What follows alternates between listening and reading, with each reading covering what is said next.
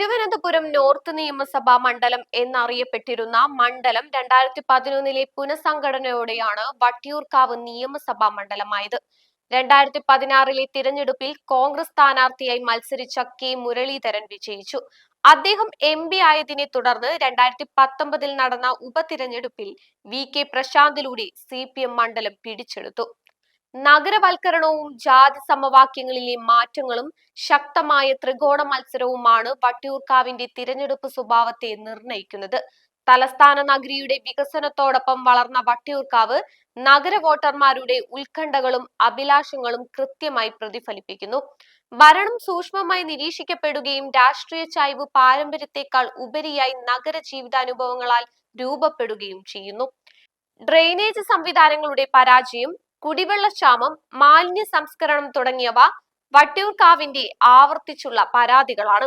ഇവിടുത്തെ ജനങ്ങൾ ഭരണകൂടത്തിന്റെ വിശ്വാസ്യത അളക്കുന്നത് പ്രശ്നങ്ങളോടുള്ള പ്രതികരണ വേഗതയും സാന്നിധ്യവും നോക്കിയാണ്.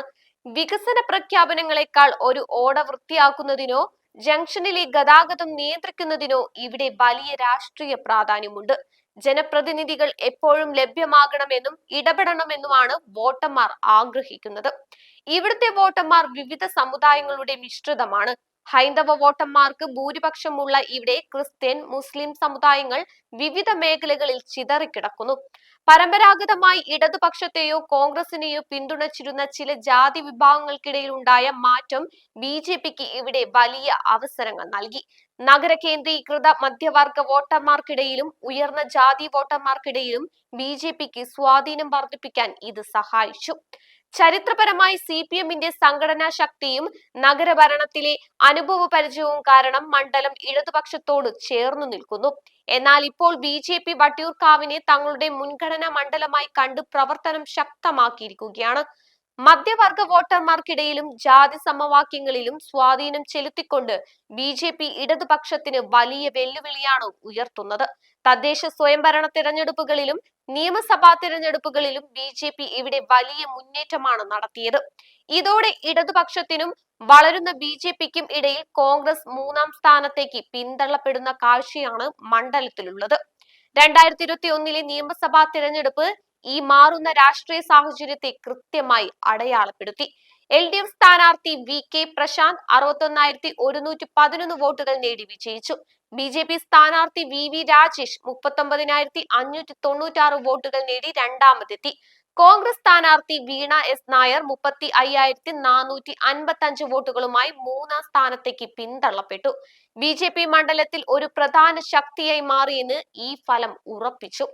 ജനങ്ങളോട് നിരന്തരം സമ്പർക്കം പുലർത്തുന്ന, പ്രാദേശിക പ്രശ്നങ്ങളിൽ ഇടപെടുന്ന നേതാക്കളെ വട്ടിയൂർക്കാവ് അംഗീകരിക്കുന്നു. മത്സരങ്ങൾ മുറുകുന്ന സാഹചര്യത്തിൽ വോട്ടർമാരുടെ വിശ്വാസത്തിലുണ്ടാകുന്ന ചെറിയ മാറ്റങ്ങൾ പോലും വലിയ തിരഞ്ഞെടുപ്പ് ഫലങ്ങൾക്ക് കാരണമാകും. സിറ്റിംഗ് MLA VK പ്രശാന്ത് തന്നെയാണ് LDF സ്ഥാനാർത്ഥിയായി മത്സരിക്കുന്നത്. തിരുവനന്തപുരം നഗരസഭയുടെ 44ാമത് മേയറായിരുന്നു VK പ്രശാന്ത്. 2019 വട്ടിയൂർക്കാവിൽ നടന്ന ഉപതിരഞ്ഞെടുപ്പിൽ 14,465 വോട്ടിന്റെ ഭൂരിപക്ഷത്തിൽ വിജയം നേടി. മുൻപൊരിക്കലും LDF ജയിക്കാത്ത മണ്ഡലത്തിലായിരുന്നു പ്രശാന്ത് വിജയിച്ചത്. 2021 തിരഞ്ഞെടുപ്പിൽ 61,111 വോട്ടുകൾ നേടി വിജയിച്ചു. 21,515 വോട്ടുകളുടെ ഭൂരിപക്ഷത്തിലാണ് പ്രശാന്ത് വിജയിച്ചത്. BJP സംസ്ഥാന വൈസ് പ്രസിഡന്റും നിലവിൽ ശാസ്തമംഗലം കൗൺസിലറുമായ R ശ്രീലേഖയാണ് വട്ടിയൂർക്കാവ് NDA സ്ഥാനാർത്ഥി. തിരുവനന്തപുരം സ്വദേശിയായ ശ്രീലേഖ കേരളത്തിൽ നിന്നും ഇന്ത്യൻ പോലീസ് സർവീസിലെത്തുന്ന ആദ്യ വനിതയാണ്.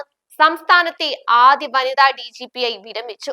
ജയിൽ മേധാവിയായും ഗതാഗത കമ്മീഷണറുമായിരുന്നു. പോലീസിലെ നേതൃപാടവത്തിന് രാജ്യാന്തര പുരസ്കാരങ്ങൾ നേടിയിട്ടുണ്ട്.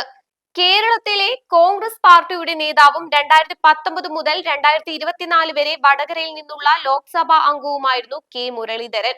3 തവണ ലോക്സഭയിലും 2 തവണ നിയമസഭയിലും അംഗമായിരുന്ന K മുരളീധരൻ 3ാം AK ആന്റണി മന്ത്രിസഭയിൽ ഇടക്കാലത്തേക്ക് സംസ്ഥാന വൈദ്യുതി വകുപ്പ് മന്ത്രിയായും പ്രവർത്തിച്ചിട്ടുണ്ട്. 2011-16 നിയമസഭാ തിരഞ്ഞെടുപ്പുകളിൽ വട്ടിയൂർക്കാവിൽ നിന്നും 2019 ലോക്സഭാ തിരഞ്ഞെടുപ്പിൽ വടകരയിൽ നിന്നും വിജയിച്ച മുരളീധരൻ 2021 നിയമസഭാ തിരഞ്ഞെടുപ്പിൽ നേമത്തു നിന്നും 2024 ലോക്സഭാ തിരഞ്ഞെടുപ്പിൽ തൃശൂരിൽ നിന്നും പരാജയപ്പെട്ടു.